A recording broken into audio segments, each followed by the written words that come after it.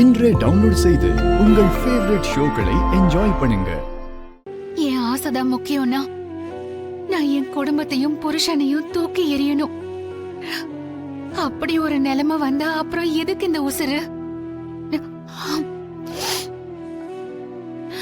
எனக்கு நம்ம குடும்பம் தான் எல்லாமே எல்லாமே.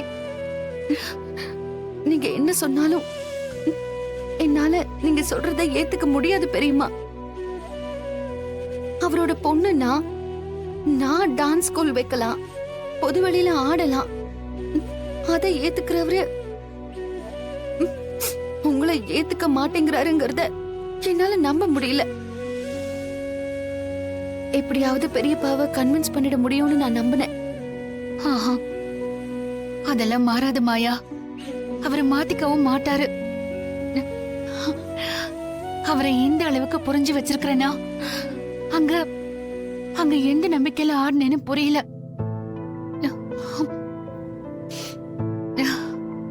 எப்படியோ சலங்க மேல சத்தியம் பண்ணிட்டேன். இனி பரதம் ஆடணும்னு மனசால கூட நினைக்க மாட்டேன்.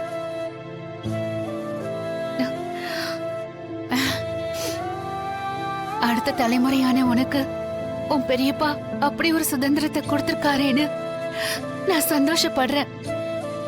இத பாரு, என்ன பத்தி நீ கவலைப்படாத. நீ சந்தோஷமா வெற்றிகரமா நாட்டிய பள்ளிய நடத்து. பிள்ளைங்களுக்கு நல்லா சொல்லிக் கொடு. பெரியம்மா, நீங்க சத்தியம் பண்ணிட்டீங்க. ஆனாலும் எனக்கு நம்பிக்கை இருக்கு, பெரியப்பாவோட பிடிவாதத்தை காலம் மாத்தும். நீங்க உங்க சத்தியத்தெல்லாம் மீறி பெரியப்பாவோட அனுமதியோட மறுபடியும் உங்க கால்ல சலங்கைய கட்டுவீங்க. நிச்சயமா நீங்க மறுபடியும் பரதநாட்டியம் ஆடுவீங்க.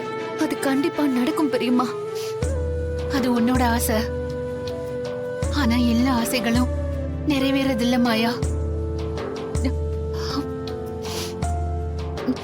என்னை விட இன்னைக்கு அந்த அருந்ததி புவனேஸ்வரியோட வந்து ஏதாவது கலவரத்தை உண்டு பண்ணி நாட்டிய பள்ளிய மூட பார்த்தா,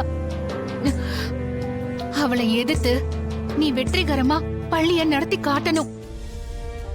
நீ ஜெயிச்சா எனக்கு அந்த சந்தோஷம் போதும் மாயா. அந்த சந்தோஷம் போதும்.